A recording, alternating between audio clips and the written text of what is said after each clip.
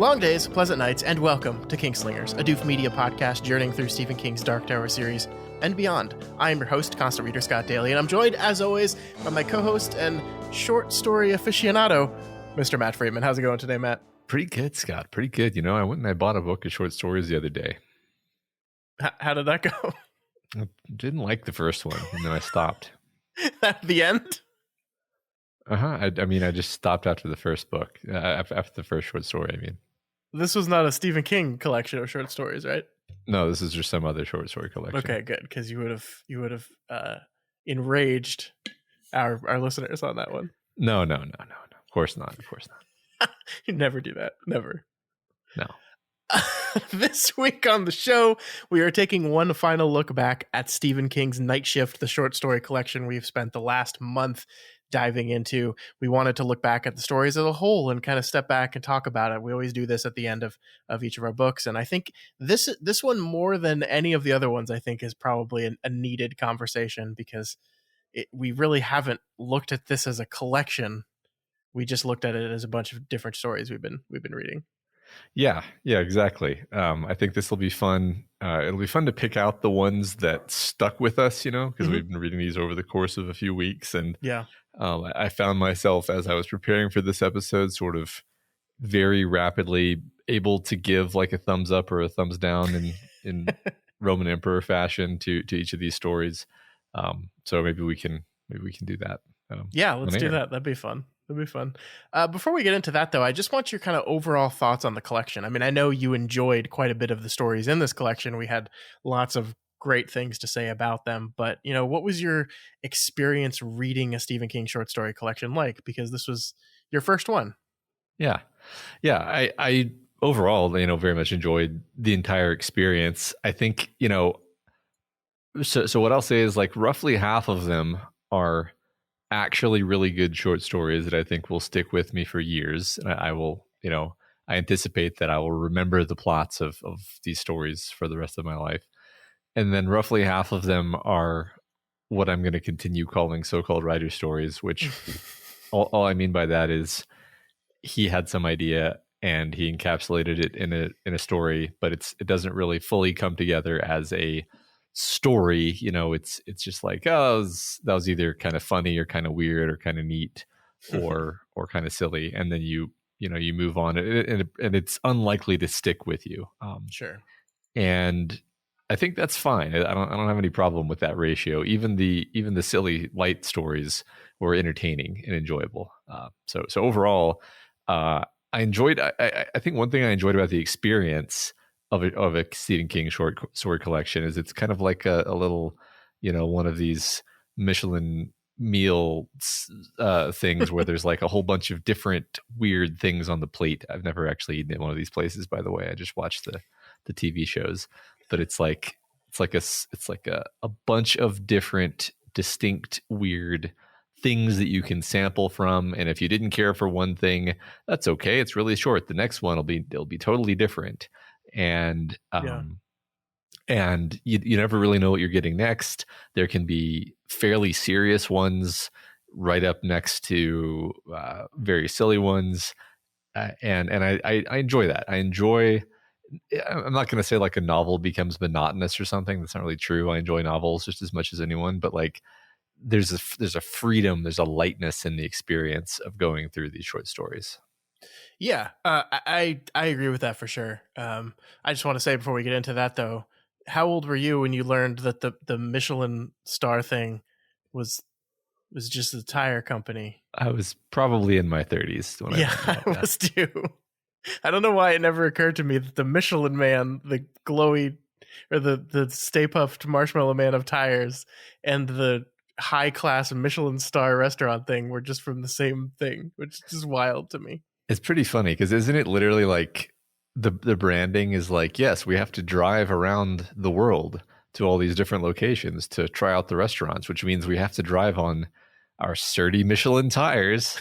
Yeah, I mean, basically, yes, that's exactly what it is. It's pretty funny. It's just really funny to see like someone being given like a Michelin award and standing next to him is the, the Yeah. Michelin Man. Yeah, this is the most prestigious and serious award that a person can receive, and it's handed to you by a man in a rubber tire costume. That's a complete tangent. I'm sorry, I just had to mention that. That's okay. But no, you're totally right. And I mean, like this is the advantage of short stories in general. I think is if you're not vibing with a novel, there's just something that's not feeling right with you.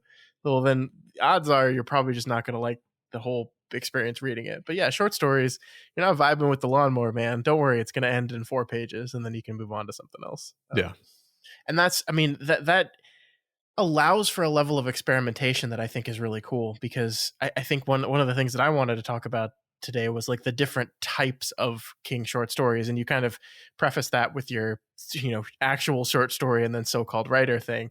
But I mean, I kind of want to put it, I think we talked about this a little bit last week, but like there's ones that are actually just contained stories that just end quickly. There's ones that are just like a vibe story. We talked about those. And there are ones that are really just like a scene, a sequence, that really don't have a beginning and end, really. There are characters, of course, but the plot is not doing anything. Characters are not changing. It's just we're going to just pop into this random weird world for a bit and then pop out. And it's cool that we see all 3 of those types in this collection alone, because it shows that like when you sit down to write a short story, just the range of things you can do is so much more open, right? There's just so many different things you can explore and do. You're not beholden to not even like the standards of storytelling, but just expectations. I think you're not beholden to. Yeah, and I think there's something magical about the short story format, which is that it's almost like a poem, in that like the shortness of a poem allows it to be more specific in a certain way, where it's like, for example, Battleground is one that I'll pick out right now. Battleground is, I think, what you, under your categorization just now, would be kind of like, I don't know, somewhere between a scene and a short story. I mean, but like you said, the character doesn't really change. It's just an idea. It's very straightforward, but like its shortness and succinctness and sort of refusal to expand allows it to be very, very specific and expressive of that particular thing that it is, in the same way that like a really good poem can just hit you with a very specific vibe, and you're like, wow, I really felt what it was going for. That's one thing I like about almost especially the stories in this collection that are not full on narratives, because they can kind of strike you that way on that artistic level. Do you know what I mean at all? I do. And I mean, like, I've read books that are kind of like being a little more avant-garde with the novel format, right? That are trying to push the envelope, that are trying to do something new and different. And like my patience for those things varies, right? There's some I can really get behind, and there's some I just can't vibe with at all. And I think the same is with like avant-garde movies, where there's some that like eschew the traditional storytelling rules that don't make a lot of sense, that just kind of just want to go on a feeling. And my patience for those varies as well. And I think, when it comes to short stories, it's okay because even if I'm just not like, I just, this isn't what I go to storytelling typically for. It's okay because I can just hang out with it in a bit. And so my patience for it is much more extended. I give it so much more benefit of the doubt. Yeah. Yeah. And also, I mean, I think Stephen King, the way that he writes these stories, all of them, even the Lawnmower Man, it sort of pulls you in from the beginning, because there's definitely short stories that do not. There's definitely short stories where you're like, this is going to be a chore to get through. I can already tell from like the first paragraph. And I didn't feel that about a single one of these. Even the ones that we kind of made fun of and said were silly, I never felt like they were a chore to get through. Yeah. That's pretty important, I think, actually. No, that's true. That's true. I mean, I think Stephen King, first and foremost, he's always going to be entertaining. I think he says that in his forward of this book, right? Is that like the most important thing is that you tell something that uh, interests and enraptures your readers, and Hmm. so that is always, no matter what experimentation he's going to be doing, no matter what things he's exploring, that is something that he is always aware of. And knowing his audience as well. And we kind of talked about that throughout the course of these episodes of, depending on where these stories appeared, you could kind of tell what type of story he was trying to write. Hmm. Yeah. Yeah, I agree. Um, I think so. The other thing I want to talk to you about, obviously, there's several Stephen King short story collections, right? There's 10, I think. And I misspoke before. You have actually read one before this, because I know after our little stint with Low Men in Yellow Coats, you went back and read the rest of Hearts in Atlantis. But that's really, I mean, it's, I call it a collection, but it's more of a collection of novellas than it is a short story collection like this is. Yeah, I mean, I know that that's officially what it is, but in my mind, it's just a really weird novel that is in several different parts because they're all connected. Like they're all way more connected to each other than some of the like Dark Tower adjacent novels that we've read are Mhm. connected to the Dark Tower, because they're all literally just characters from the same story where you're following them in their lives. And uh to me that was much more than a short story collection. But yes, you're correct. You're technically correct. Yeah, that's fair. That's fair. I guess the question I have for you then is, we have no plans on the calendar to visit any more of these short story collections.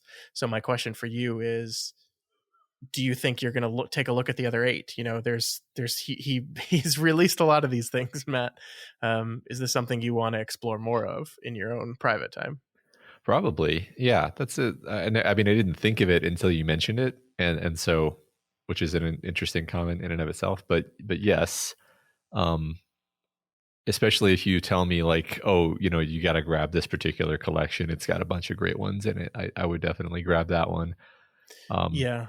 I mean, the thing about that is, like, I could tell you, oh yeah, Skeleton Crew, like, get that immediately. There's some of my favorite short stories in there, but there's also like a bunch of ones that are just okay, right? yeah, Similar to this collection. sure, and that's fine though. That's fine. Hmm. Like I that's the beauty of the format. I Yeah. have very fond memories of being younger and like having gotten like a the year's best sci-fi anthology or whatever, and just like reading one story before bed each night. And some of those stories I am sure that I have totally forgotten, and some of them I remember extremely detailed to this day, even though that was like 20 years ago. So um it's okay. It's okay that they're not all home runs. In fact, Yeah. that would be a little bit much to expect, actually. Yeah. I mean, if you're looking for like, where do I start next, my honest recommendation would be Skeleton Crew, Hmm. which is the one he released in the 80s. Has some of my favorite. That's the one that has the mist. Which I know you've seen that movie, but Hmm. that's actually more of a novella. But he stuck it at the beginning of Skeleton Crew, which is a massive, massive collection. It's 500 pages of short stories. So some of them are a bit longer than this one, but it has The Jaunt, which is a story I think you're going to really love. It has The Raft, which is one of my favorite King short stories. It just has a lot of good stuff that I think you'd really like.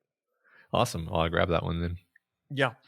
How was your experience reading Stephen King? That's one other thing I wanted to talk to you about here at the end. You spent the last month not audiobooking. You spent the last month reading words due to the weirdness of Night Shift's audiobook that I still don't really understand. But how was that experience for you? Because that's the first time since we started the show. I loved it, and I found myself wishing that I lived a life such that I could reliably read things. I mean, so look, there's two sides to this, right? Like the flip side is that it was actually way harder to fit into my schedule, Hmm. because as it is, I do a lot of my audiobook listening, when I'm driving or yeah, doing the dishes or something sort of mindless, where I'm able to be doing two things at once, and I got Hmm. a kind of a busy life. So when I actually have to read the stuff, that means I actually have to set aside specific chunks of time to actually sit down and do that. So that's the con. The pro, of course, is that I get way more into it. I mean, reading I it's tragic, but it's true that it is different. Your engagement with the text is much more vivid when you're actually reading with your eyes. I think it engages my imagination more when I'm reading with my eyes. And I mean, it was enough. Okay, actually, this is the most poignant thing I can say about it is that after going through this short story collection, one of the things I did is I went to a bookstore and I bought a collection of the best American short stories from 2022, and I bought a copy of House of Leaves, Mm-hmm. which is a book that you've told me that I would have to buy a paper copy of if I was ever going to actually read. Yeah, And the there's reason no way you can audiobook that Right. story at all. And the explicit reason I bought these is because I was like, I want to read more stuff with my eyes. So it was enough of a reminder that I actually went out and bought some physical books. That's great. That's great. I mean, and yeah, and I want to be clear here. We're not saying there's anything wrong with audiobooking. Obviously not. That's what you spend the vast majority of your reading time doing. But yeah, there is a difference. I mean, I like listening to audiobooks. I really do. I do it as often as I can. But I have found for me, it is best used in a situation where I've already read the book. Because I do like, I mean, everyone tends to zone out while they're doing anything. Like I think everyone's experienced you've got a book in front of you, you're sitting there reading the words, but at some point you just realize that you've stopped actually paying attention because your brain just went elsewhere. And the same happens to me when I audiobook. I think it's easier for me to notice when I'm reading with my eyes versus when I'm listening to something. And this is a problem of my own making because I've been listening to podcasts for so long. And just like I used to, when I worked in an office, like I literally had headphones in all day because I didn't like any of my coworkers and I didn't want to talk to them. So I just had headphones in all day, listening to podcasts all day. And so I kind of trained my brain to focus on them when I wanted to, but then to easily be able to tune them out if I like had work that I was doing that required my brain. And so I found that when I'm in this situation where I'm listening to a podcast or an audiobook, that I very easily just kind of zone out and don't realize that the last 5 minutes I haven't actually heard a word any of these people have been saying. Yeah. I mean, personally, I actually think I've gotten more skilled at paying attention over the years. So if my attention does lapse, which it does happen, I notice and then I just rewind 30 seconds for a minute or whatever. So I don't really worry about that aspect of it. It's not so much lapses in attention as just you don't get the same immersive level of deep attention, like I was reminded doing this of like, oh, there's just a real pleasure to the single-minded focus that is reading a book. Yeah. And that pleasure, that sort of ineffable pleasure, does not really happen when you're listening to a book while doing the dishes. It's like your moment to moment, second to second experience is a mixture of the story and the feeling of the grimy food under your fingernails.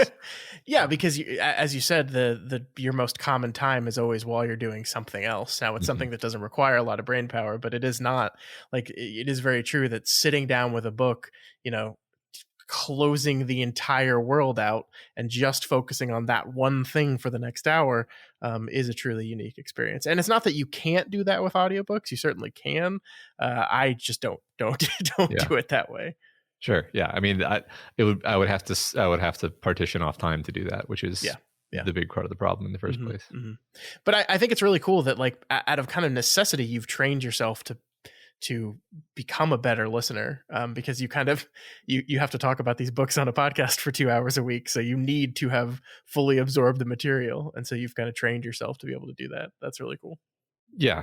I can't think of a time when I've been like, I don't remember that because I wasn't paying attention. Now I'm pretty sure. Well, if so, you faked it really, really well. So good job. Good.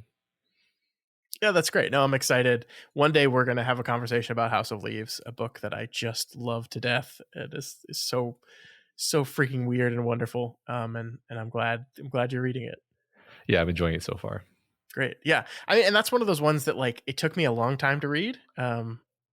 And like I was okay with that. I was okay with this being a book that's just going to stretch itself out over a few months. So Yeah, I think that's probably going to happen with me too. it's very big. It's very long.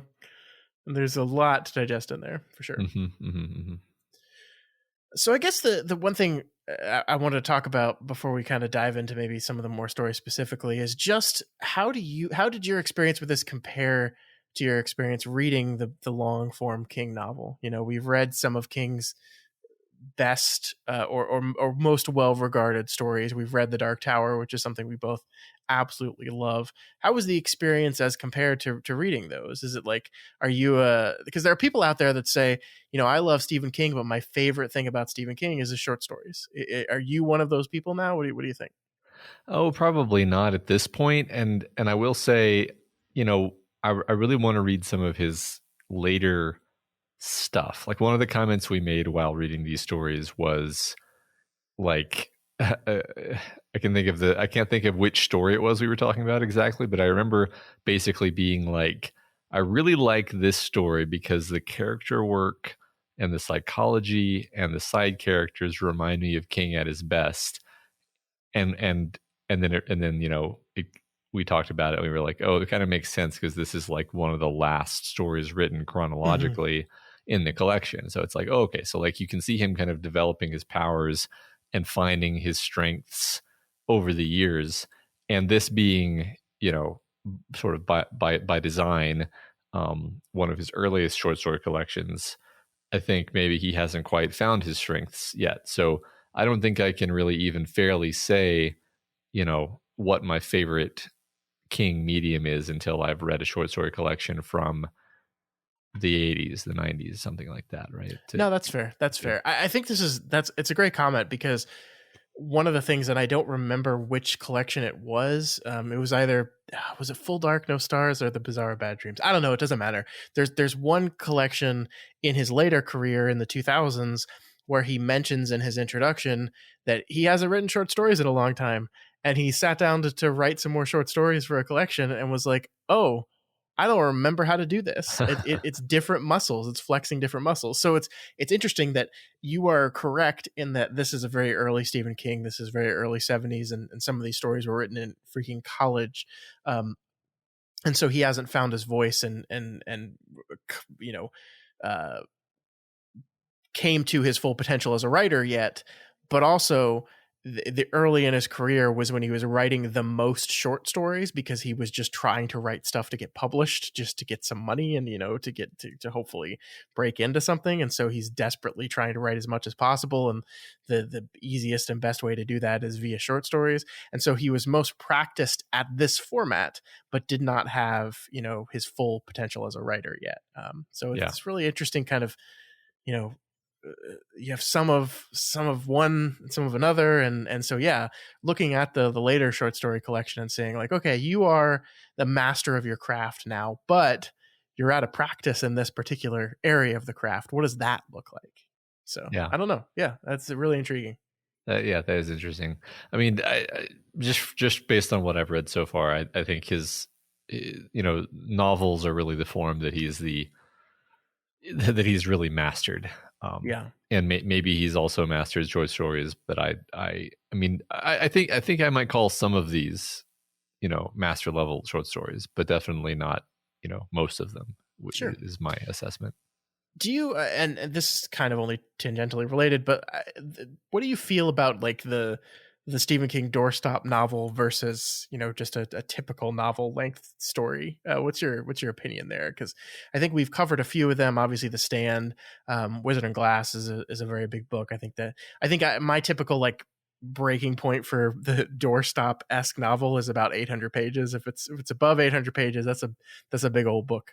And we've read a few of them, not all of them. Of course, we have It coming up in a few months, but do you, because some people really like the big, I'm going to spend months on this, reading this novel book. And some people like the not short story, but shorter novel experience. Well, I think I was reading Wheel of Time books from like age 14. So to me, there is something really alluring about a giant chunk of paper. Sure. or a 40-hour audiobook is the other way to think about that, because you just get into it so deeply and you get so invested in it, and it can do so many things. It can do so many more things by allowing it to sprawl, and allowing there to be more characters that you go into, and so you can really have these fantastic crescendos where you have set all of these elaborate pieces into play, and then you allow everything to play out, and it's just amazing. So I mean, shoot, to me they're almost two different things. Like, I wouldn't complain if there were more words to distinguish these things, if there was like a slightly different word for a 400-page novel versus an 800-page novel, because an 800+ page novel is a kind of journey that you're really devoting some time to, whereas a 200 or 300-page novel is a more straightforward and succinct and targeted adventure. And some of my favorite books are shorter too. So I don't even know that I like one more than the other artistically, but I definitely have spent probably most of the books that I end up loving and that I remember fondly for the rest of my life are the really long ones. Yeah, I definitely had a thing when I was a kid where like I almost more than the act of reading the book was the act of like having a collection of fat as shit books, just have it like having this series of books that were all absolutely massive and be like, look, I'm reading this absolutely massive book. And of course I also enjoyed the act of actually reading them. But I think there is something uniquely wonderful about, diving into just a huge novel. But I agree with you. I also really like the shorter experiences a lot. Yeah. I mean, I remember I would reread The Wheel of Time, and it's like there was a comfort actually to holding this giant block of pages and being like in the middle of it. And there's like the comfort is like, that you have so much more time left in this world because you can feel that thick sheaf of pages in your right hand, and I love that feeling. That's one thing I've always loved about reading is like, just, I don't know, there's a comfort, there's a joy that comes with that. Yeah, no, totally agree. All right, Matt, you want to get into some of these stories a little bit more? Sure. So I think one of the things that would be fun to do, and I think we kind of introduced this last week, but didn't want to spend too much time on it, is kind of talking about the collection as a mixtape of sorts, as a collection in which choices were made as far as which stories are going to appear where. And I'm looking at this, and I have, for the listeners, I have the list of all the stories in front of us, including I went ahead and even put Jerusalem's Lot and One for the Road on this list for us, so we are reminded of where they take place in this collection, even though we didn't cover them for this particular episode. But I don't know. When you look at this list, what are your thoughts on kind of the mixtape aspect of it? Do you see any trends here? Do you see any choices that were made on kind of like what we're doing with this? I'm curious what you think. I don't really think that I do see a pattern. I mean, I'm more than open for you to jump in and point out some delightful pattern that I have missed, but he throws in silly stories right between serious ones. He throws in like monster stories next to sort of ghost stories, next to sort of demon stories, next to sort of psychic kid stories. There doesn't, I mean, if there is a pattern, it's the lack of pattern, right? He chooses not, he's usually not clustering like things together, with maybe a couple of exceptions, like the idea of there being rats in the walls in the first two stories, which is a very, very kind of minor, superficial almost thing. So my answer is no, not really. But if you have some master stroke that you want to drop on me, then go for it. I wish I did, but no, I don't. I mean, I think what you're seeing there is right. That I think when you look at this, it almost seems like a a conductor saying, okay, we don't want to hit the same note too many times in a row. And so, we'll have moments like, I think the battleground and trucks, um, like actually the trio of gray matter, battleground, and trucks is one that, like, these are stories that I think are all kind of hitting a similar beat, right? In that they're lighter, they're fun. It's stories trying to do a similar thing, and then from there we go to Sometimes They Come Back, which is just this super heavy, super dark, really depressing, really wonderful story. Yeah. And then we jump to Strawberry Spring, which is more of like a mood thing. Then we jump to The Ledge, where we're back to like really fun, really entertaining. Lawnmower Man, really, really silly. Quitters Inc., just very, very entertaining. I think, I try to look at this and see like, okay, like if we're treating this like a mixtape, then, we have rises and falls, where we crescendo into something and then fall again. And the most interesting thing to me in that is like the end, the last 5 stories, because there was this thing where, like, if you look at like The Last Rung on the Ladder, The Man Who Loved Flowers, and The Woman in the Room, you can maybe kind of see a trend there, where we have these really interesting stories that are very, very focused in on one specific thing.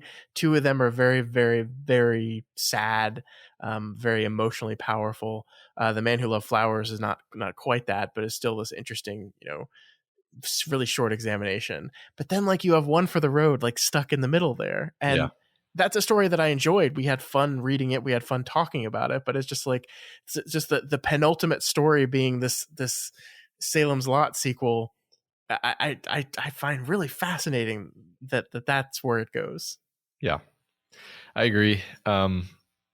It's basically, I think the aim here is a variety of tones and feelings and subject matters. I'm really, it's funny. I'm just like, as we're sitting here talking, I'm just looking over the list, trying to find like, well, what are some like similarities or through lines between the stories? And I'm like, I don't know. I mean, there's not really any other than the general things that tie together all of Stephen King's works, where there's Mm-hmm. kind of a fascination with psychic powers, um, you know, demons, ghosts, but then he's got stuff like Quitters Inc. thrown in there, where it's like that's none of those things at all. That's a creepy, weird organization. Probably, nothing supernatural is explicitly implied there. Yeah. Then we've got like the boogeyman. It's like, what is that? I mean, if we're gonna do Dark Tower connections, it's like, well, that's maybe one of these types of beings that feeds on suffering, but it's like that's certainly not textual within that story. As far as that story is concerned, it's just a nightmarish story about the horror of your children dying, and then that being elevated using the idea of there being a monster. Mm-hmm. Um, you know, I guess the Mangler is the classic Stephen King evil object. But there's only one of those though. There's only one Stephen King evil object story, right? And then The Ledge, right? The Ledge, nothing supernatural about that one. That's like so yeah. There's no patterns, and I think that's kind of great actually. Like it's just kind of showcases his creativity and ability to just kind of nimbly dance between all these different concepts and really deliver something delightful regardless of the constraints or the type of story that it is. Yeah. No, I agree with that. I think it is kind of fascinating to see the lack of pattern here and the lack of, a type of story. It is so great because I think this short story collection really gets to show us, if you had never read Stephen King before and this was the first thing you read of his, I think you'd be kind of shocked that like there's stories like The Boogeyman, which I think are stories like, if you had never read Stephen King and you close your eyes and imagine what a Stephen King story would be, I think that would probably be one you would go to. Is a story like that. He's the master of horror. This is the most kind of classic horror story, but even so, it still has our wonderful King twist where it's not even really about the boogeyman itself. But then the rest of them show kind of the full range of King.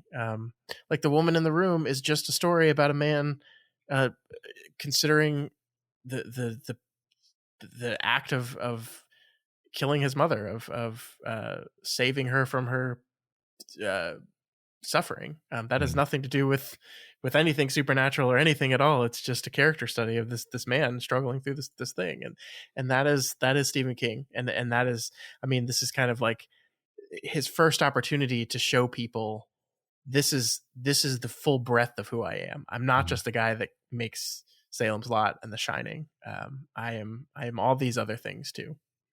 I guess one thing that occurs to me is, do you think there was a temptation to have fewer stories and maybe remove some of the what I am really from a place of love calling the sillier ones, like Lawnmower Man, like The Mangler, maybe like Graveyard Shift, I guess. I don't know that.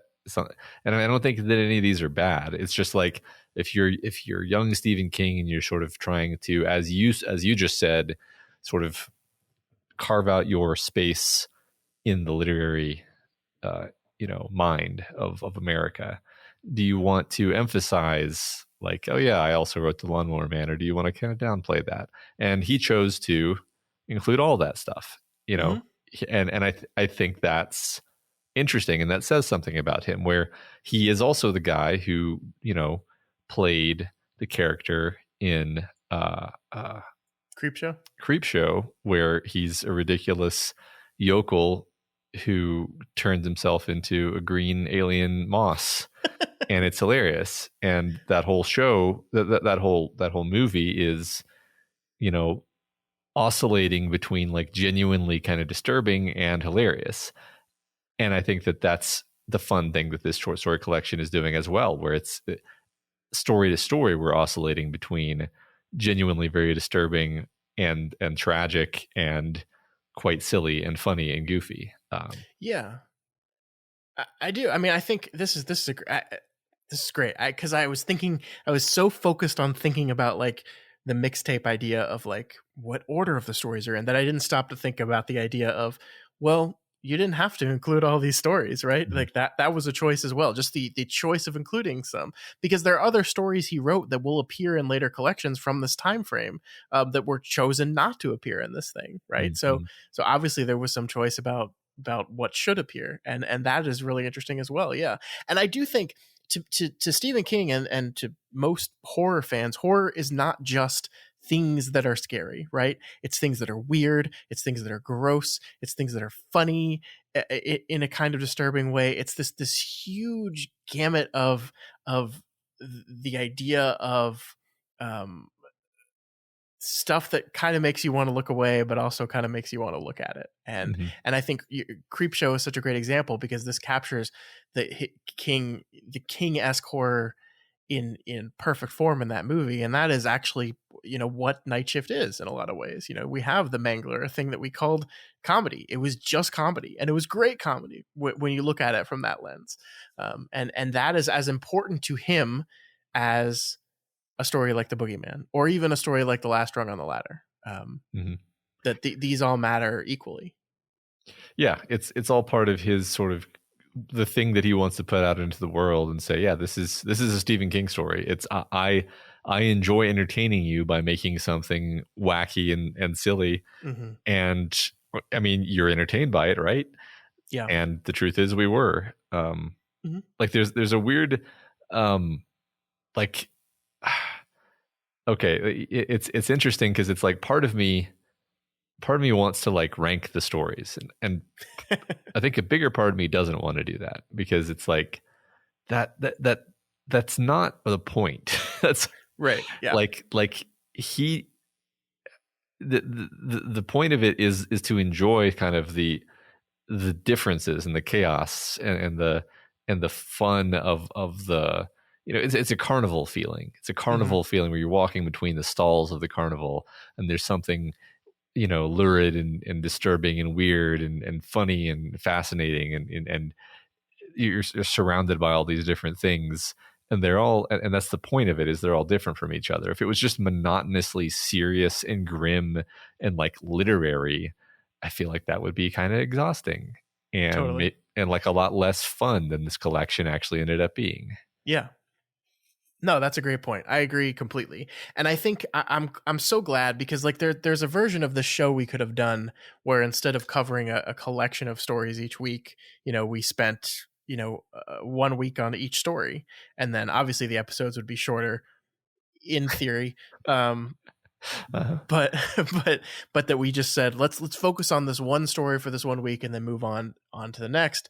And I'm actually so glad we did it this way, because I think part of the joy of reading a collection like this is the swings in tone and temperament and style, these things that come from switching from you go right from a story like The Lawnmower Man into a story like Quarters Inc., or you go right from a story like Trucks into a story like Sometimes They Come Back. That swing and that kind of struggle that you and I had over the course of this month of, man, we have to entirely shift our tone and how we're talking about these stories because we're cackling along with the silliness of this next one.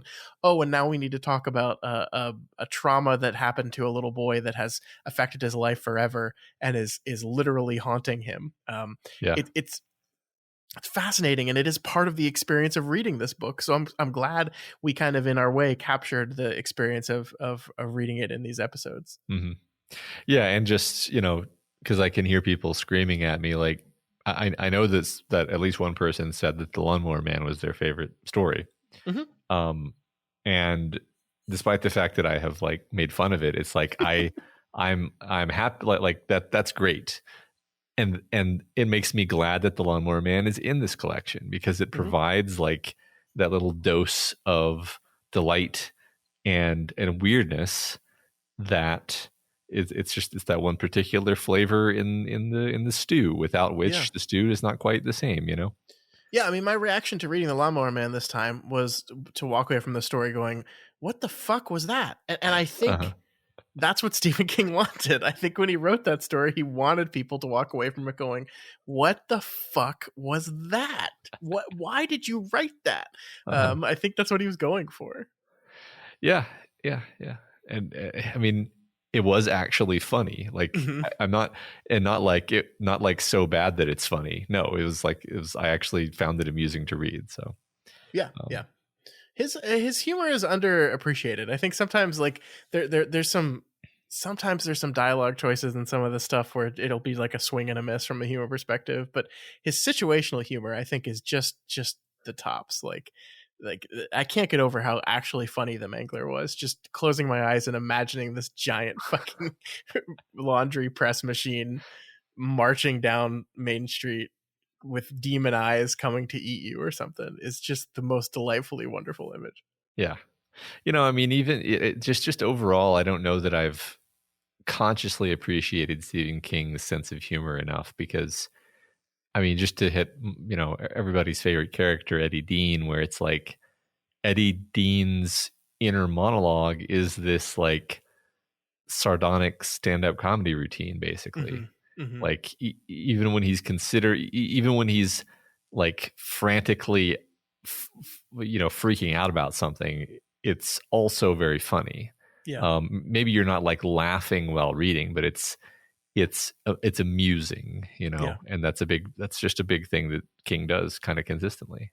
Yeah, and his sense of humor is really great, because I mean, like he spends like half his time on Twitter like telling terrible dad jokes and just enjoying people groaning at how terrible they are. Yeah. So that's a great kind of window into his sense of humor. Yeah. So yeah, that's one thing I appreciate about the short story collection, is it just forced me to think about that for the first time, despite the fact that it is something that I've been, experiencing kind of all along. It's just more centered here. Yeah, I mean, I don't think we've ever gotten like King, like, because you can have a whole story where you can say this story is just a comedy, right? Like there are comedy scenes in just about every single book we've read, but no story has been focused like that is the main goal of the story. Exactly. So reading these allows you to focus on it. That's great. It's great. Yeah. I think like looking to kind of wrap up our conversation about the choice about where stories are located, I think Jerusalem's Lot being the first story is the one that makes the most sense to me, because if you're just from a marketing perspective, if you're trying to sell this book to people, like the first story you want people to see is the one that has a recognizable name, that ties back to your hit novel that came out a few years before. So I think that makes a lot of sense, actually. Is it also longer? I felt like it was longer, but I admit it's been a long time since I read it. Oh yeah, It it's is definitely longer. one of, if not the longest story in the Yeah, collection. Yeah, it's it's 35 pages, which I think ties with Children of the Corn. yeah.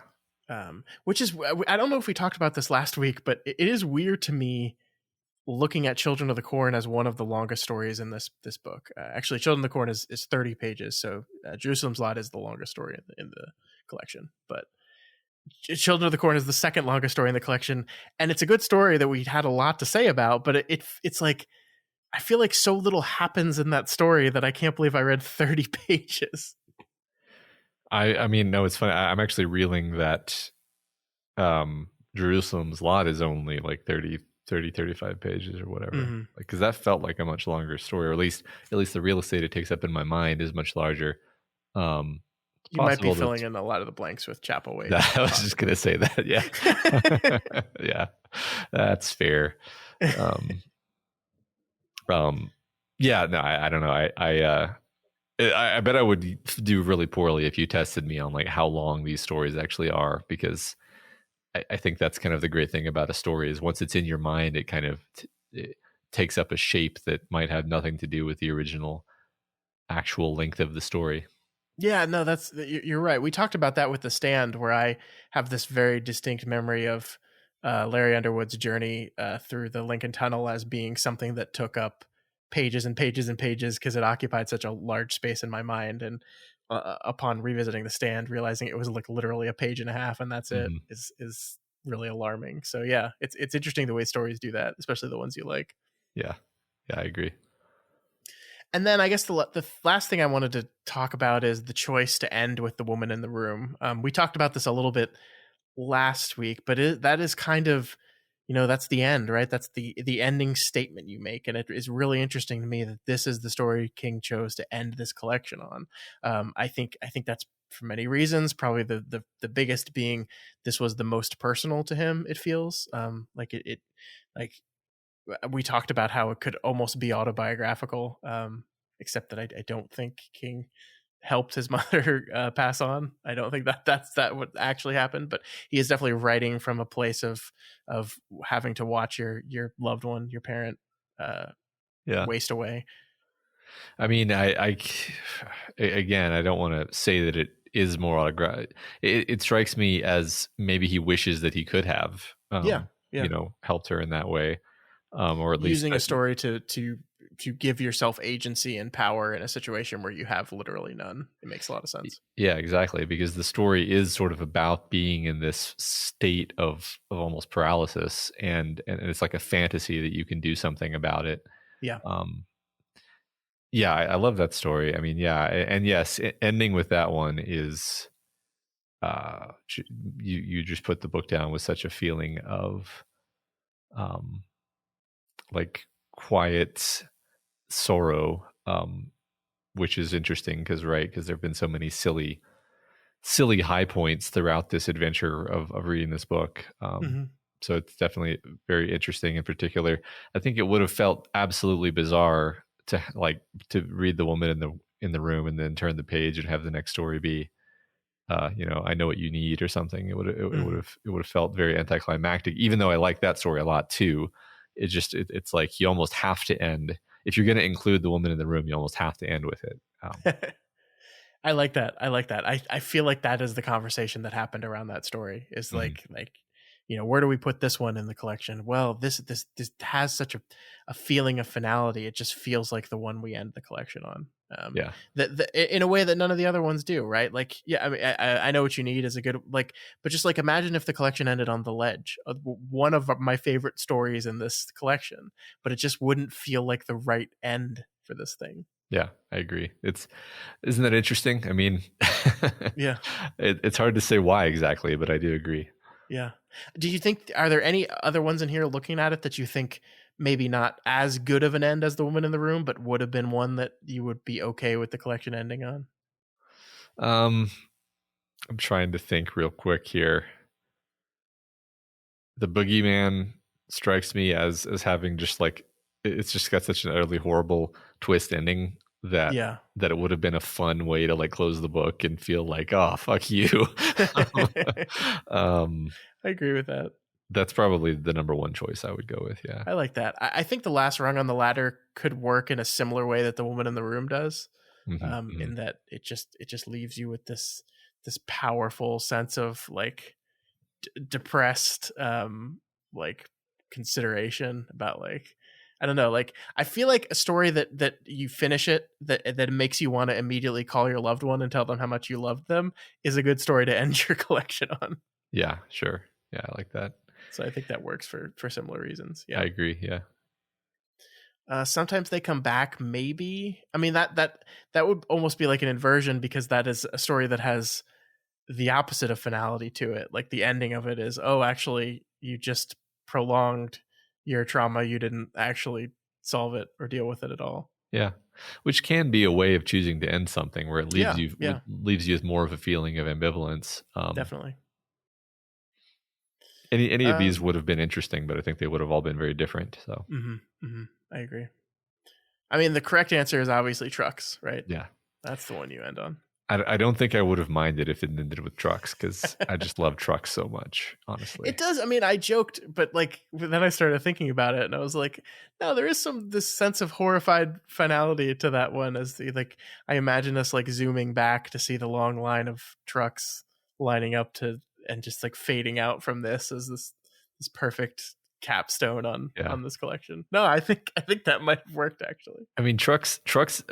Interestingly, trucks is almost in the perfect middle of the sequence, and I like that, because trucks is like this superposition of an extremely silly premise with extremely serious execution, in a way where it almost leaves you feeling like you want to talk to somebody about it and be like, how am I supposed to feel about this, um Yeah.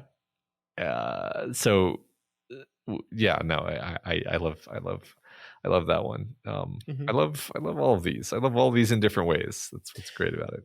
Yeah, so I mean, I don't, I think you're right that ranking them is probably the wrong move. I don't want to add a numerical system to this thing. And although tier lists are all the rage on the YouTube these days, that doesn't really work in a non-visual medium. So let's just kind of look back on them. And, some of these stories you've now had a month to sit with, some of them less than that. But I mean, let's kind of go through them one by one and see how what our overall feeling is on them, and if it's changed in the time since we've been with this book. Sure. So we'll begin with Graveyard Shift, a story that, when we first talked about it, I think we enjoyed, but were, not like in love with. Any additional thoughts on Graveyard Shift? Not one of my favorites. And that is one that I just happened to randomly read like a couple of years ago, and I kind of stand by, like, yeah, it's kind of creepy. It's got some Lovecraft vibe to it, but it doesn't jump out. It just doesn't stick with me. It doesn't hit hard, Mm-hmm. I still find it's like so confusing how unclear the motivation of characters in that story are. Yeah. It's just like it's this, like it seems like it's intentionally trying to go away from all the typical things you would do in a story like that, but for what purpose I don't know. Yes, it's almost doing an unreliable narrator thing, but it never actually culminates in anything that makes you understand why he's doing it. Mm-hmm. Yeah. All right, moving on to Night Surf, our kind of our tone poem, for lack of a better term, Yeah. about the end of the world, by a little virus known as Captain Trips. Any additional thoughts on Night Surf? No, I don't think I've thought much about it since then. That was one where it was nice to have kind of a different angle on the events of the Stand, I think. And I'll probably, if I ever revisit the Stand, I'll probably want to revisit Night Surf to kind of round that out. Mm-hmm. No, I don't think I have a ton of new stuff to say. Yeah, I agree with you. It's kind of remarkable how much I've not thought about Night Surfed after we moved past it. It's I think there are some people that answered in our discussion question section that it was one of their favorites. And that's, again, just like with Lawnmower Man, that's great, and I'm glad you enjoyed it so much. But it was never one that really really did anything for me. I guess I'll say that now that we're talking about it, I find it very easy to recall like very vivid mental images from that story, which tells me that it was successful in sort of creating a vivid sense memory for me via the Yeah. reading experience, which is hard to do actually. So Hmm.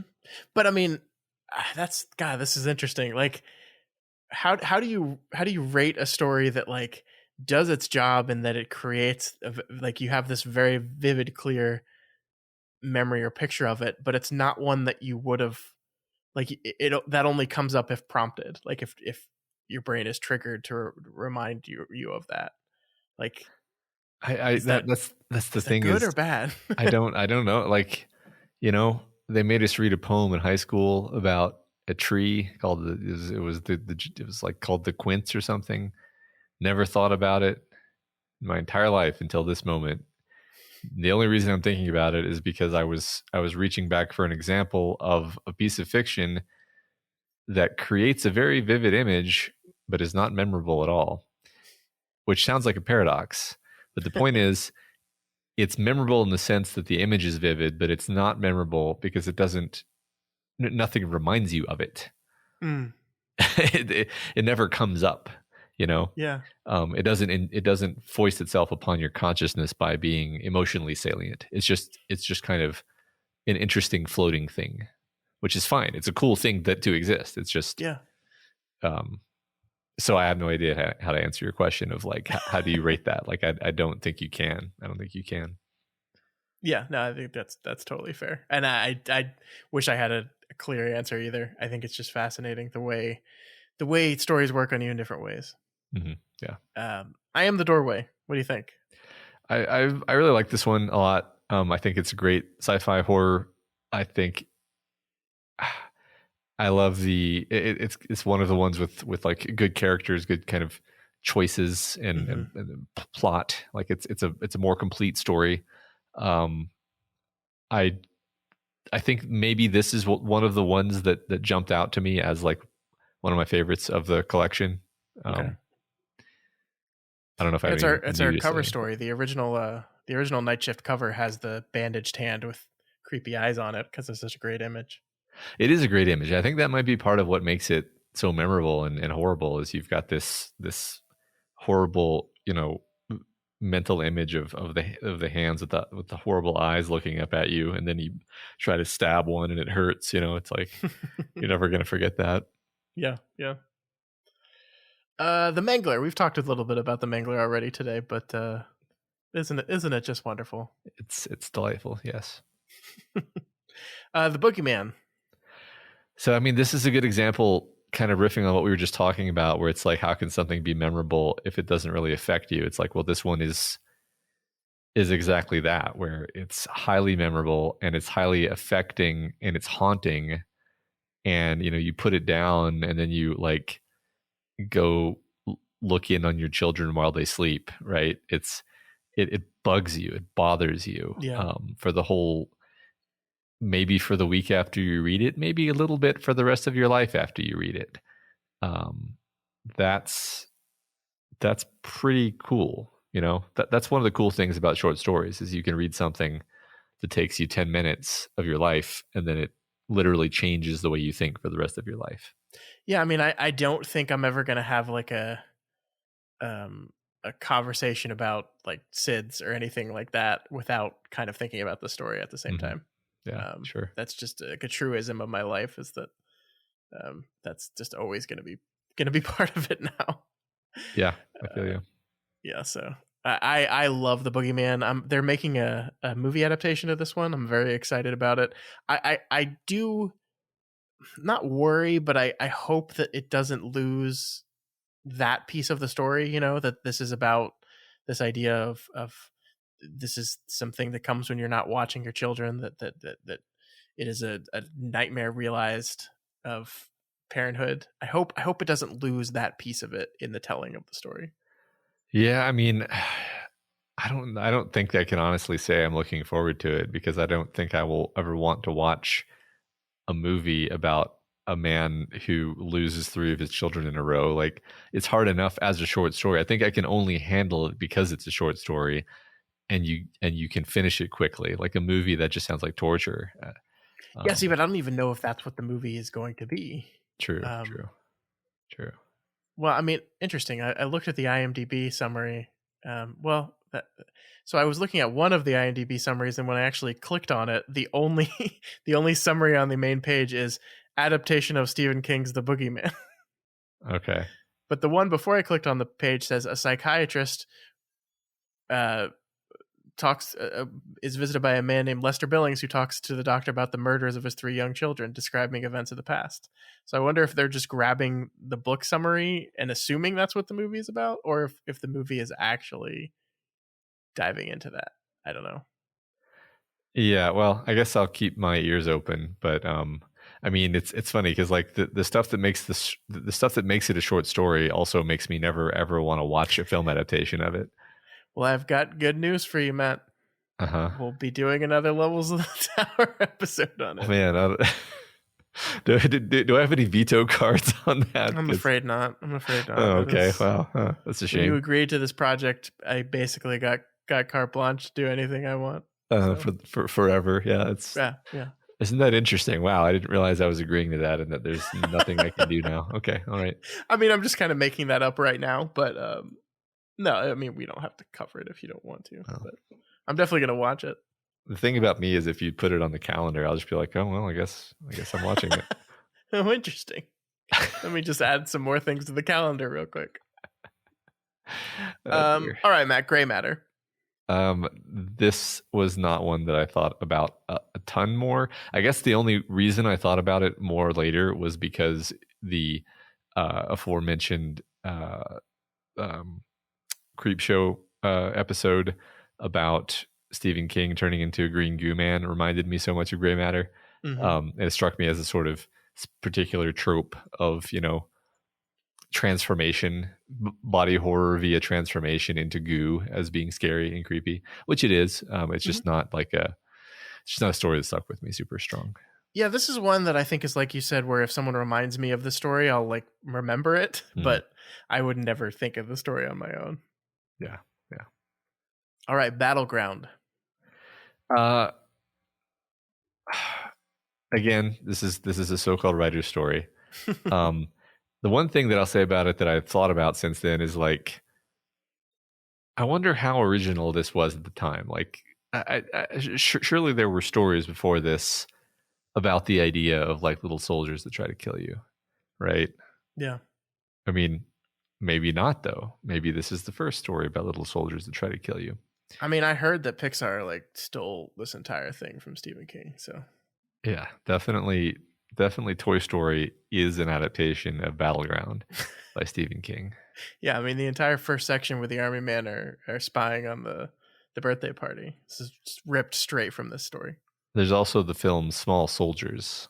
Yeah. No, I mean, that's a fun thought to think about, the concept of toys being alive and fighting. I mean, because that's like every child who's playing with action figures, like that's their dream, right? Like that's kind of the reason why Toy Story was so successful as a concept, is because every child wants to secretly believe that their toys are alive, and like it is a fun twist on that concept in Battleground to be like, oh yeah, they're alive and they're going to kill the shit out of you, actually. But I mean, I don't know enough about, the 60s and 70s to know if that was something that was explored prior to King writing the story. I feel like probably yes, because it's such a common experience amongst people. Yeah, I feel like there must have been a Ray Bradbury story along these lines. It just seems like a very Ray Bradbury sort of premise. Yeah, that's totally right. Yeah. I have no idea though. Anyway, yeah, that's one thing. It's really hard to know whether an idea was original at the time or not in retrospect. Yeah. All right. Trucks, your favorite story of the collection. It may be my favorite story of the collection. I just think it's a perfectly executed short story, like from a craft level. Even though it may not have the emotional impact of several other stories from this collection, I just think as an execution of the art of short story, it is extremely tight and that is my favorite thing about it. This is so delightful to me. Not because I disagree with you or want to fight you on that at all. I just never would have expected this one to be that high up there for you. I'm just a silly person fundamentally. It's also really fun because at the time of recording this, we are probably just a few days away from sitting down to watch Maximum Overdrive for the first time. So yeah, true. Look for that next week. It'll be on our Patreon. Yep. All right. Sometimes they come back. What do you think?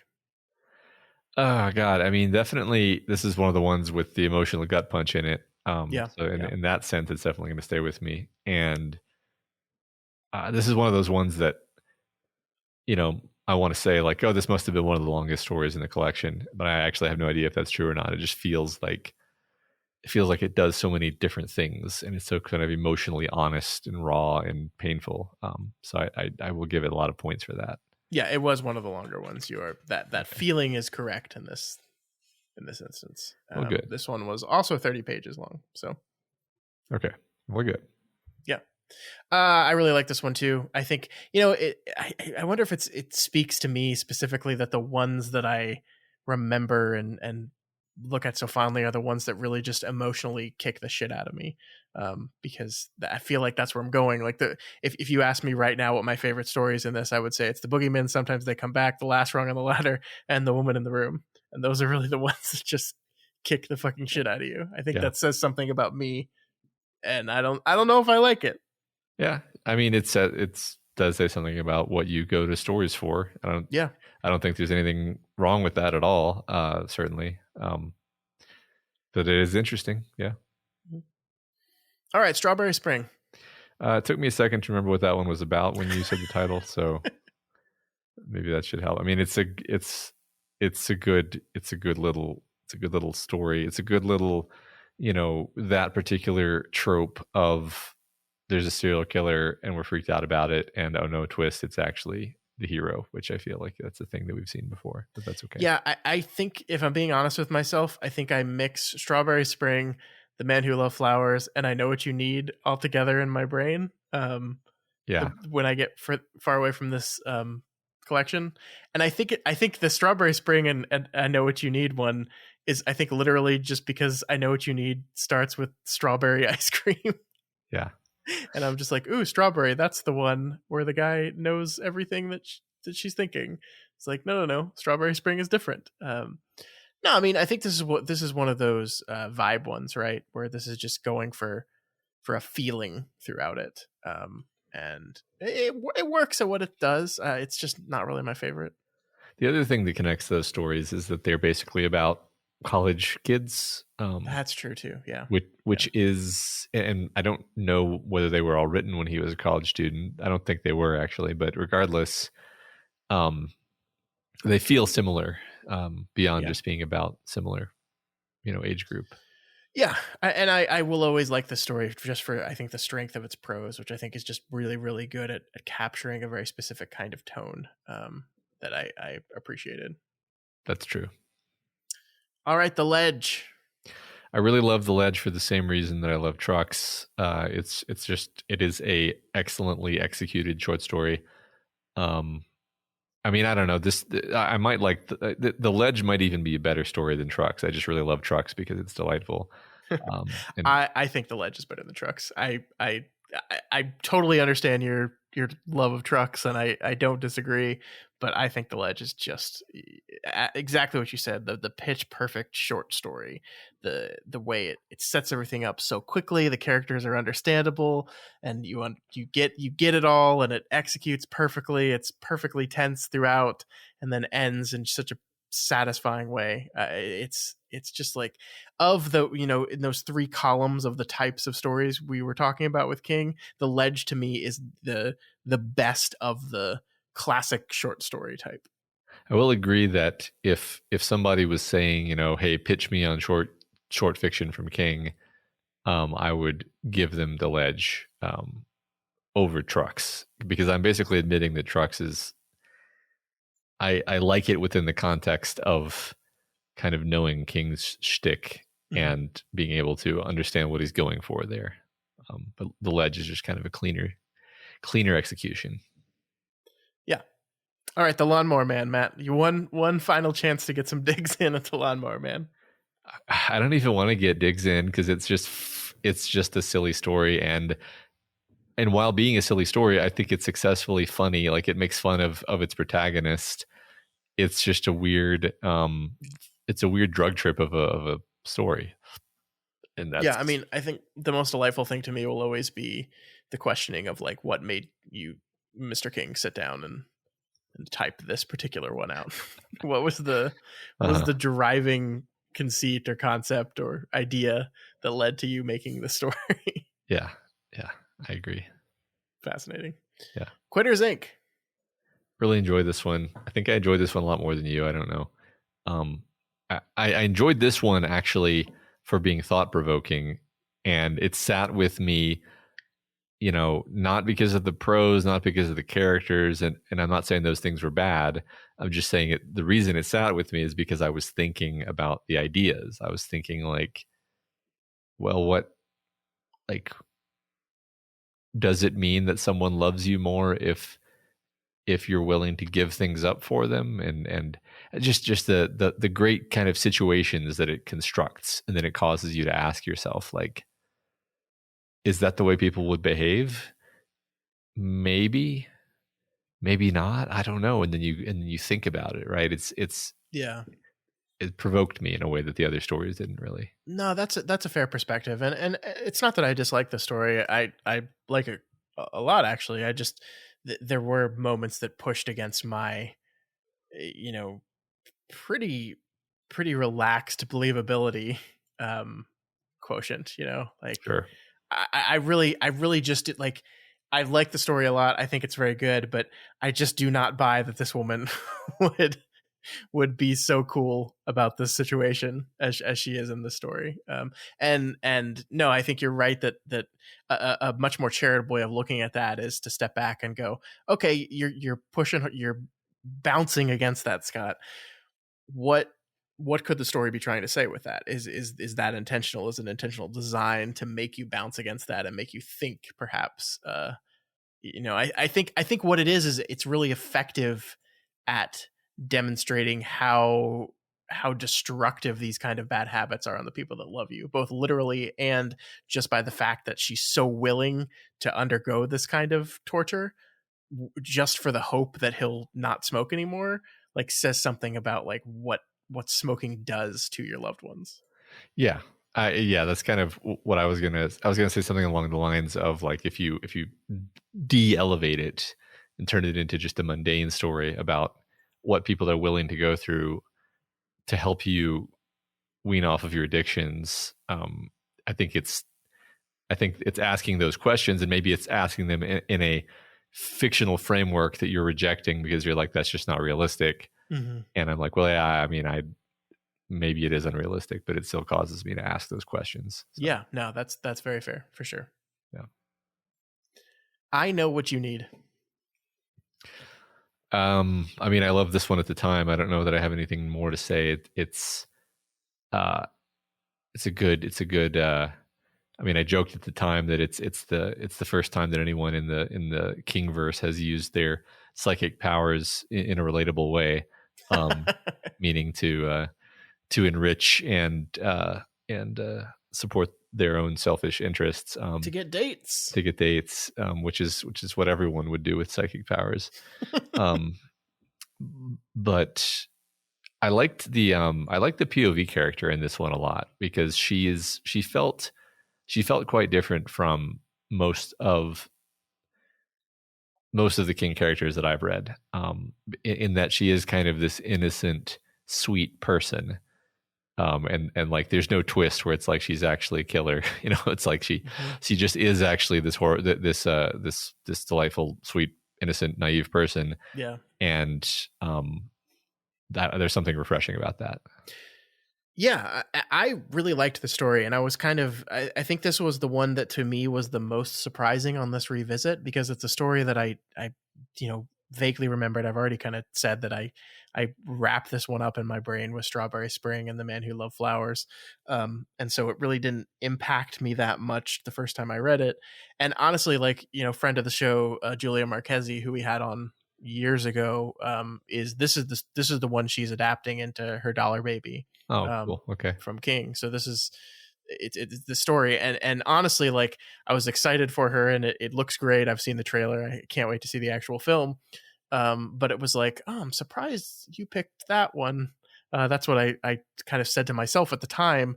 And then after reading the story, I'm like, oh, I 100% get why she picked this one, actually. And this one, I think, wins the award for me of the one I had the most pleasure talking about with you. Mm-hmm. I think it was some of the best conversation we had in Night Shift was kind of talking about this story. We spent way longer on it than I thought we would. And I really, really enjoyed the conversation. And it Yeah. made me appreciate everything the story is doing so much more. And it made me really excited for Julia's movie too. I really can't wait to see her take on this whole thing. Yeah, 100% agree with all that. I mean, it does strike me as being a story with solid enough bones that you could base a film on it without having to, make up a bunch of stuff. Yeah. So, yeah. All right, Children of the Corn. Now we're on to the ones that we covered just last week, so we can spend very little time on these. Yeah, I don't think I have anything more to say. We've talked about Children of the Corn a lot, actually. So yeah, we did. It was I appreciate it as a story that really drove up some great conversation about it, though. Sure. I was actually it's one of those things that doing the show always kind of constantly surprises you about, because like going into last week's episode, I looked at the stories we had. I looked at The Last Rung on the Ladder, The Woman in the Room, and Children of the Corn. And I said to myself, I don't think I'm going to have much to say about Children of the Corn, but The Last Rung on the Ladder, a story that I really, really love, I think I'm going to have a lot to say on. And it actually ended up being the exact opposite. Yeah. In that we had so much to talk about with Children of the Corn. And then when we got to The Last Rung on the Ladder, I was like, yeah, I really like this one. And here's the reasons why. And then like 3 minutes later, I was like, oh. Yeah, well, Children of the Corn. Like that's it. Children of the Corn, interestingly, despite appearing to be a book about children and corn, is actually a meditation on a horrible marriage and religion. So there's like a lot of meat to dig into there. Sure. Which is all sort of under the surface of what the story appears to be about, actually. Yeah. No, I agree with that. Yeah. All right. So The Last Rung on the Ladder, we kind of already mentioned that, but I love the story to death, man, and I will never stop thinking about the story. I feel like this is one of those ones that like just like every month or so, just something reminds me of this story, and I'm like, oh, that sucks. Yeah, no, I mean, there's something horribly general about the idea of like there's a lot of people in your life that you wish that you had reached out to, and there's always the possibility that maybe by not doing so, you're missing your last opportunity to do so, and that's kind of never ceases to be a horrible thought, and this story really makes you think about that. I don't know if you've ever had anyone in your life that you've lost to suicide. I guess fortunately not someone I knew too well, but a family friend's daughter. And that just like is definitely one of those things. And we had hung out with them like the summer before. It was in the fall, and it's definitely one of those things where you just constantly think about like, what could we have done? Should we have seen? It's all these things, and I think a lot of that is wrapped up into this story. Yeah, I mean, I guess I'm fortunate that it never someone close to me, but people close to me have had people close to them take their own lives, and it's always extremely painful to watch them go through that. Yeah. It just really it sucks. It does. Sucks. It really does. All right, The Man Who Loved Flowers. I think I think of this as a so-called writer's story. It's he had this idea. I think my favorite thing about it is my recollection of the experience of reading it, where I was just filled with profound dread, because I knew something was horribly wrong, but I didn't know what, and I had no idea what direction the story was going. That was my favorite part. Yeah. I think it like, if you really like twists, it's one that's probably going to work for you. And I enjoy a good twist, but this is pretty forgettable story for me. Yeah. Not bad. Certainly not bad. But. No, just, yeah. not great either. And we finish up with The Woman in the Room, which I will, continue to absolutely love and be devastated by every time I revisit it. I don't know if there's much more to say about this one either. A very different tone, very different voice than almost any other King story I can think of. Just there's this kind of, like you said, autobiographical nature to it. There's a kind of almost clinical detachment, but at the same time, it's like incredibly raw honesty. It's a weird combination of those two things, which again would seem contradictory, but it's like it's too painful to even bother dressing up with like fancy prose. It's just like objective reporting on the sort of numbing horror of the reality of it.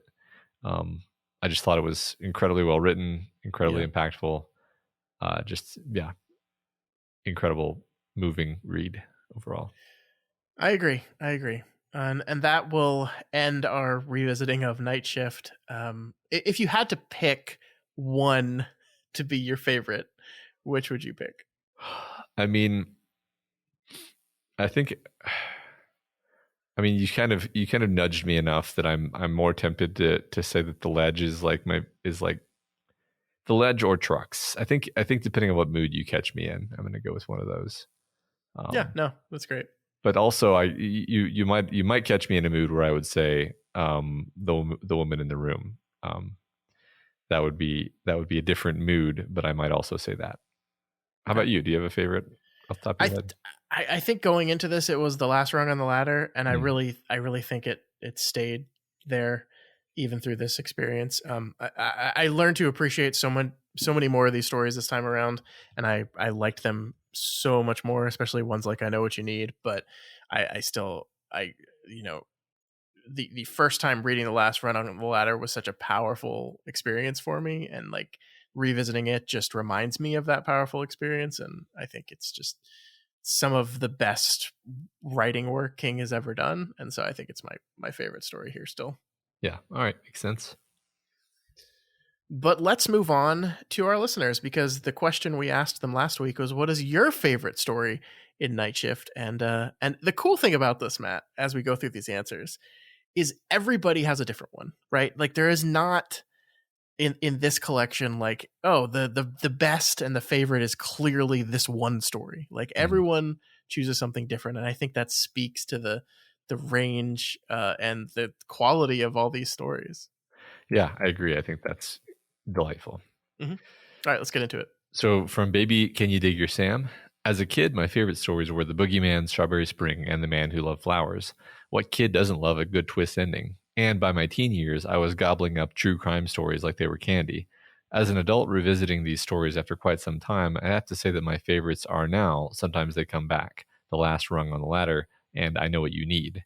It's interesting how we mature as readers and appreciate nuance and theme more deeply the more we read.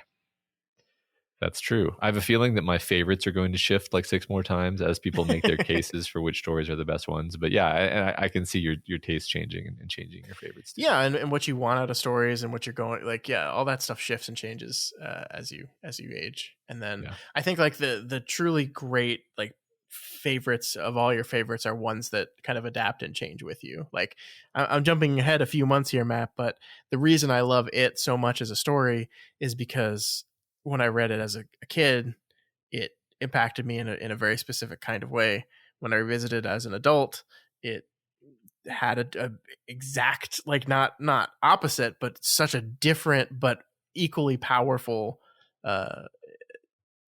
thing on me. And so like I think that's really cool. I like it a lot. And so the best stories, I think, adapt and change with you, or rather your view on them shifts and changes, but the esteem you hold for them remains consistent. But yeah, I mean, that's one thing I look forward to about reading that book with you is hearing more detail about what you're describing. Yeah, we'll get there. I'm terrified of reading it this time, actually, because I think we will be or slash are the same age as the adult characters in that story, and that is. I'm not going to do well with that. Just be mentally prepared for that, Matt. I'm not going to do well with that at all. Great. All right, next we have Felidao, who says, I Am the Doorway is my favorite. Personally, I just really like the Lovecraftian horror idea of an alternate universe that's fundamentally and noxiously incompatible with ours, and the sense of truly incomprehensible mystery that this kind of story evokes. This is very different from the other levels of a tower that occur in stories like the Dark Tower saga, the Talisman, Black House, Insomnia, etc. Normal humans can visit the other dimensions in those stories, but one gets the sense that if a human were to fully glimpse what's on the other side of the doorway in I Am the Doorway, they'd go literally insane in short order. This is very similar to the setup of From a Buick 8, which is a novel where King plays around the most with the premise of an eldritch sanity-breaking alien dimension. That also happens to be one of my favorite King novels, precisely because I like this theme so much, but I get the sense that most King fans wouldn't rate it very highly among his works. That would be correct, that most King fans wouldn't rate it very highly. I love From a Buick 8. I love it not necessarily for the eldritch horror stuff. I love it for a very specific reason that I can't get into here. It is King definitely exploring some very specific ideas in ways that I think most people find very unsatisfying, but love it to death. I love that book. Cool. Yeah, I mean, I get it, right? Like, I really like that story as well. Mm-hmm. I really enjoyed I Am the Doorway. Felidao also wrote some longer stuff about Children of the Corn and The Last Rung on the Ladder, and why those are great stories. But I figured we'd focus on the number one answer. Yeah. You know. So yeah. Honestly, sorry, I'm still caught up on From a Buick 8 now. So that was like in the 2000s, I picked Doomickey, and I picked that for a reason, and we'll get to that reason.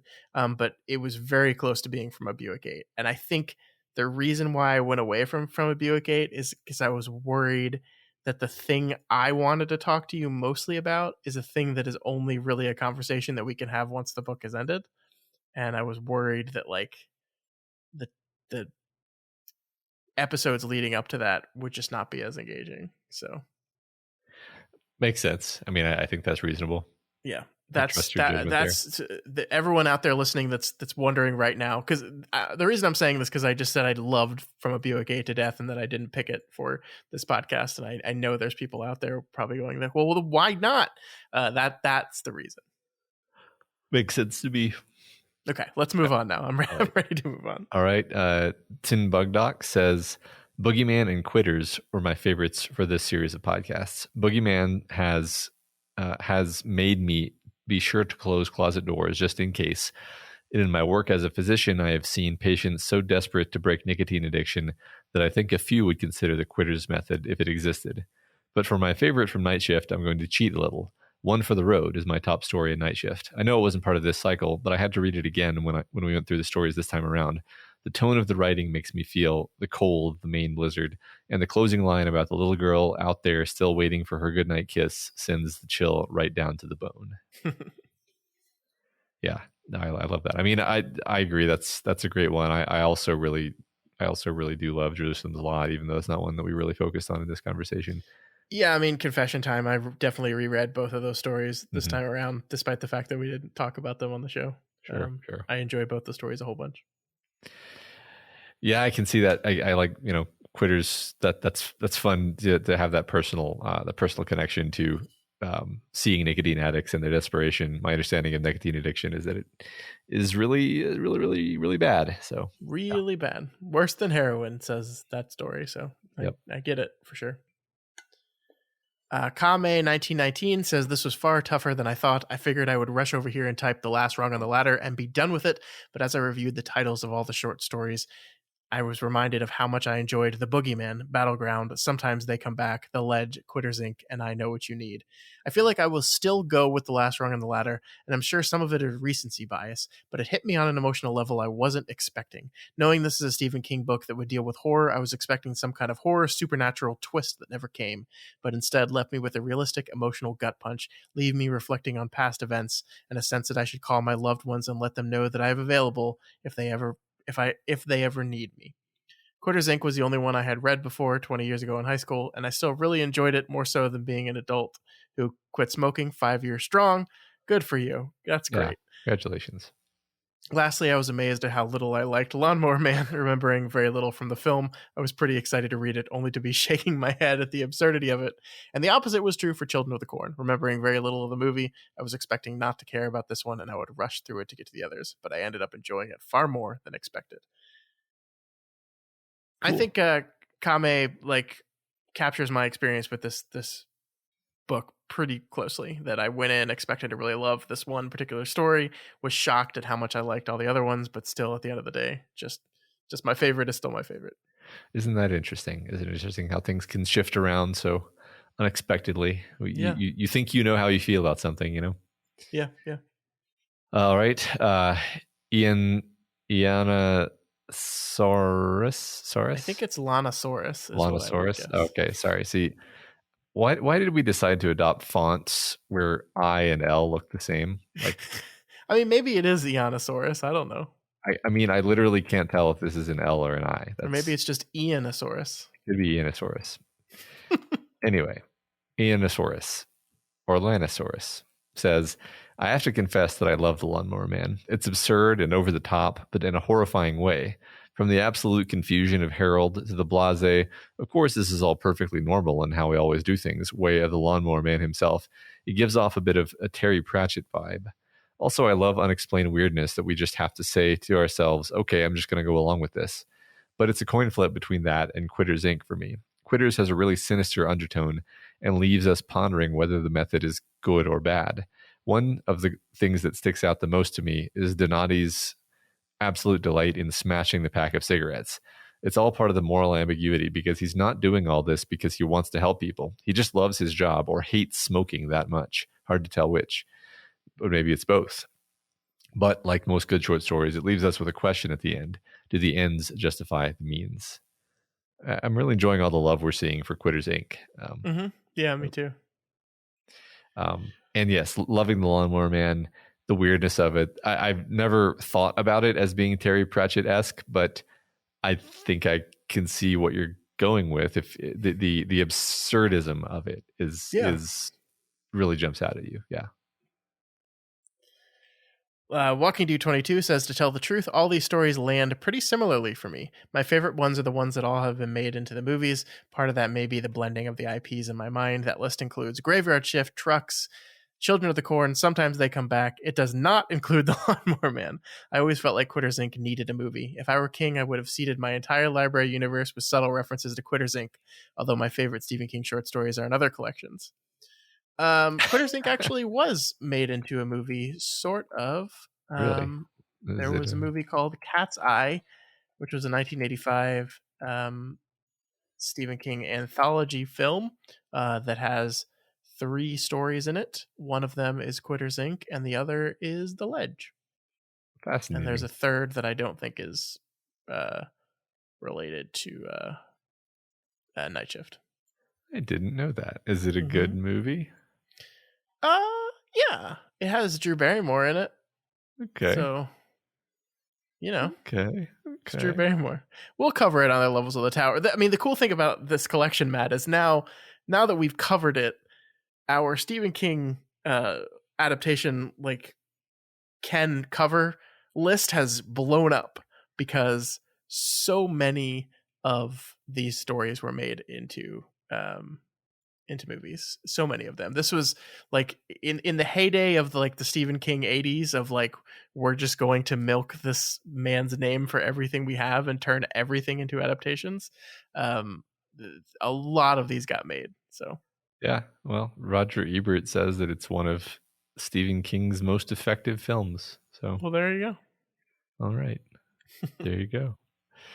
E-Man 9001 says, I'm the kind of constant reader who is always trying to convince people that Stephen King is more than just the pulp horror guy the public thinks he is, which is why I'm going to be a total hypocrite and say that my favorite story is The Boogeyman. This is just a damn fine piece of pulp horror right down to the silly plot twist at the end. Very interested to see how the adaptation comes out. Yeah, I mean, but at the same time, it's pulp horror that's has you getting out of your bed at night to check on your children, which I guess that's not mutually exclusive. It's just I feel like it really, really works, you know? Yeah, no, it does. It does. It's such a good story. Great pick. Yeah. Trumpet Cop says, I know Strawberry Spring is not the best story here. It doesn't have as much to say as some of the others, and it's a little formulaic. So maybe it's not my favorite story so much as my favorite to read. I normally read pretty quickly and have to slow myself down sometimes with a new book, but King gets the pacing perfect here, and I just savor every paragraph. It's all first person, which strengthens the ending because you can only identify with the narrator. But the thing I love is the constant refrain of the fog. It returns again and again in a 10-page story, always lovingly described by a narrator who can't seem to leave it alone. Once the fog and the Strawberry Spring are over, he's fine. As a cop, I've seen enough mental health calls on full moons to know it's a real phenomenon. The thought of a serial killer, especially the blackout kind, might be affected by weather scares, might be affected by weather, scares the bejeebus out of me. That's fun.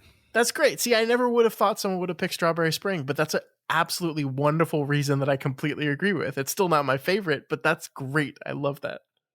I'm also now realizing that our listeners actually have the jobs that are implied by their Reddit user handles. I'm pretty sure Trumpet Cop has mentioned their police officer in multiple answers, so I don't know where you've been. No, but I don't think Tin Bug Doc has mentioned being a doctor before, though. So that's true. This is just so valuable. I'm tickled by this. How come your Reddit username doesn't mention your profession? It's just nonsense, is what it is. No, that's great. I love that. I mean, I think I agree that is a story that has a very specific, like, floaty kind of ethereal, creepy tone to it that really stands out in this story, in this collection. I mean, yeah. All right, Constant Reader 19 says, favorite? It's a hard choice. Does that mean the one you enjoy most or the one that sticks with you most? I go through King's short story collections often, and some of them stick, some are meh, and some are just plain fun. The one that sticks, sometimes they come back. I'm a teacher, but I'd never try high school. Give me innocent fifth graders any day. I agree with Matt and Scott that Jim Norman is one of King's few genuinely good guys. Not only does he do his best for his students, but the deep steel that allows him to step back into that classroom with those ghost kids renders him almost heroic. You might call him a gunslinger. He even loses important fingers. The whole vibe of the story is just like that perfect nightmare. The one, the one that's the most fun, Battleground. This is like Indian in the Cupboard for adults. I always love miniatures, and the premise of miniature soldiers deploying to waste a hitman is delightful. I'm astonished. His astonished, I'm actually losing reactions are priceless. Just like Steve Living Room, I always laugh out loud at the end of that one. Yes, in the end of the cupboard is the reference that I wish I had mentioned a few minutes ago. Yeah. What you didn't see me is frantically Googling what year Indian in the Cupboard came out to just make sure we didn't make a really stupid blunder. But that one came out in 1980. So, okay. So it was technically after Battleground. Good. Last we have Pear Jane, who says, the last rung on the ladder has been my favorite through most of my adulthood, but the conversation on Children of the Corn really hit me today. It's not just a short story, it's kind of a King mini, shorter than a novella, but with all the resonant themes of his novels. What hit me was the last moments when it's revealed that He Who Walks has dropped the age from 19 to 18. As you mentioned, the corn is getting greedy, and long term the result is that the evil, once again, destroys itself. We know that the children are having their own children, but if He Who Walks keeps reducing the age eventually, there won't be any new children to sacrifice. Also, I only got the concept that He Who Walks is a demon by listening to Stephen King podcasts. Even as growing up watching the movie and reading Night Shift regularly, I believed He Who Walks was just another version of the biblical God. And honestly, I like that version better. After all, in the Old Testament, the God asked Abraham to sacrifice Isaac. He destroys Job's life for funsies, and he wiped out everyone in the floods because he didn't like them. And the New Testament opens with him sacrificing his own son. So why not gain some power from a remote enclave of devout worshippers? As I recall, there's absolutely nothing in the story that explicitly says it's a demon. Why couldn't it just be a new incarnation of the Abrahamic God? That's a good thought. I hadn't thought about that specifically, but no, I think that makes sense. Yeah, it could be. I mean, it would be fun to reread because I think you're right. I don't think there's anything directly contradicting that. It is this sort of deconstruction of, or at least kind of hard look at religion in the first place. So yeah, sure.